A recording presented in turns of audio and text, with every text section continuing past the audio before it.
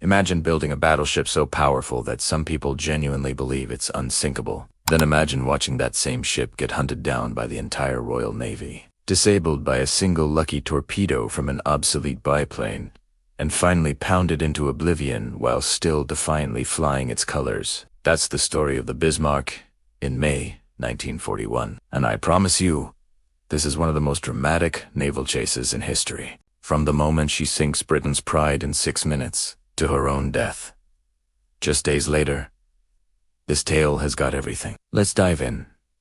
Right, so it's May 1941 and Britain's in a proper tight spot. German U-boats are wreaking absolute havoc on Atlantic convoys, sinking the merchant ships that are bringing food, oil, and war supplies from North America and the Empire. The situation is bleak. Britain's hanging on by a thread, and if those supply lines get cut, she's done for. Now imagine throwing a brand new German battleship into that mix. A monster of a ship with 8 15-inch guns and armor plating 320 millimeters thick. Nothing that convoy escorts have can even scratch her. If she makes it into the North Atlantic and starts picking off merchant ships at range, Britain's supply situation goes from bad to catastrophic. That's the German plan for Operation Relive. Get the Bismarck past the Royal Navy blockade and let her loose on vulnerable cargo ships. Simple, devastating, potentially war-changing. After skirting the Norwegian coast, the Bismarck arrives at Bergen with her escort, the heavy cruiser Prinz Eugene, for a final resupply before the big push. The Royal Navy surface fleet dominates the North Sea, so they're hoping to remain undetected. But here's where things start going wrong for the Germans. What they don't see is a Coastal Command Spitfire spotting them from above and snapping reconnaissance photos. Meanwhile, German recon flights over Scapa Flow show the British fleet still at anchor. So Vice Admiral Gunther Lütjens has no reason to believe the British know they're coming. The two German ships sail north, confident they've got the element of surprise. They haven't. The Spitfire returns with photographs of the Bismarck, and the Royal Navy immediately deploys its forces. The battleship Prince of Wales, the battlecruiser Hood, and 6 destroyers slip their moorings and set sail into the Atlantic. Now, the Hood is the jewel of the Royal Navy.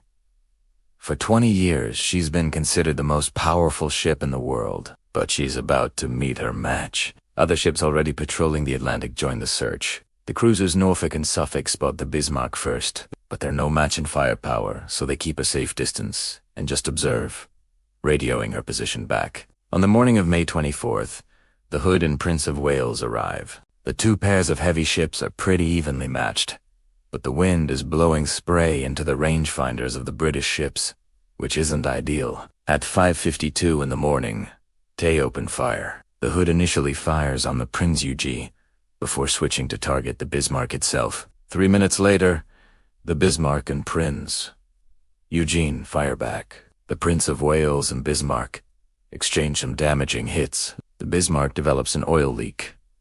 The Hood takes a hit, causing a fire. Then, at 6 o'clock, everything changes. A new salvo from the Bismarck tears through Hood's weak top deck armor. A shell burrows into the heart of the ship and detonates. The entire spine of the ship snaps in two as the magazine explodes.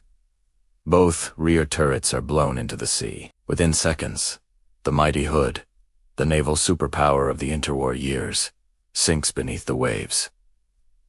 Can you imagine? The most powerful ship in the Royal Navy, gone in 6 minutes. It's absolutely devastating. Now, outnumbered and taking punishing hits, the Prince of Wales disengages and retreats. The Germans have won a stunning victory. But Lütjens realizes that Bismarck took too much damage to carry on with the original mission. That oil leak is a massive problem. She'll have to make for a French port for repairs instead. The British Admiralty is absolutely shocked by the loss of the Hood, and decides to commit every available ship in the Atlantic to find and sink the Bismarck. The oil slick she's leaving makes her easy for Suffolk and Norfolk to shadow whilst directing reinforcements. The aircraft carrier Victorious, battleship King George V, and battlecruiser Repulse move in from the east.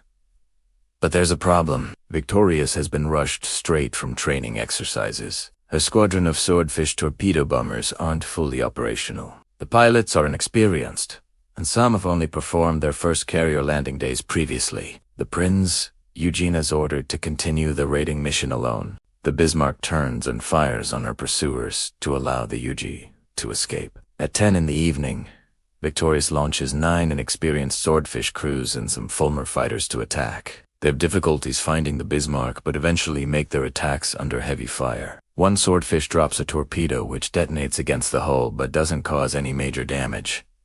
As night falls, the pursuers lose. The Bismarck starts taking hits to her superstructure, igniting deck fires. Rodney aggressively continues, closing the distance. A shell lands dangerously close off the starboard bow. It is the closest to a direct hit.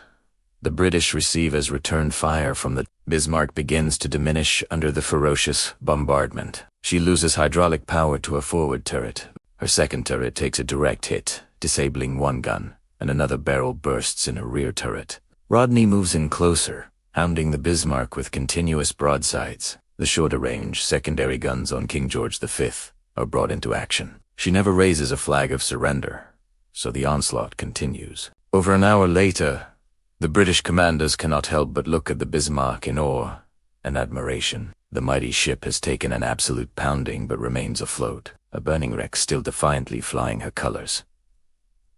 She never surrenders. Knowing the job is done and German U-boats are nearby, the British withdraw. Dorsetshire torpedoes the Bismarck and then begins picking up survivors with the destroyer Maori. Shortly after, the Bismarck finally slips beneath the waves. Out of over 2,000 crew, only about 100 are rescued. The rest go down with their ship. This loss resulted in German command deciding they would never again risk major battleships raiding supply convoys in the Atlantic. After the sinking, Admiral John Tovey of the Royal Navy said the Bismarck had put up a most gallant fight against impossible odds, worthy of the old Imperial German Navy, and she went down with her colors still flying. This story absolutely fascinates me, because it shows the brutal reality of naval warfare. The Bismarck was technically superior in many ways, yet a combination of bad luck, strategic mistakes, and outdated biplanes brought her down. Think about it. She sinks the Hood in 6 minutes, one of the most devastating naval victories imaginable. But then an oil leak gives away her position. Radio transmissions get intercepted. And finally, a lucky torpedo from an obsolete Swordfish jams her rudder, turning the most feared battleship in the world into a sitting duck. The courage on both sides is extraordinary. The Bismarck's crew fought to the bitter end, never surrendering even as their ship was being pounded to pieces.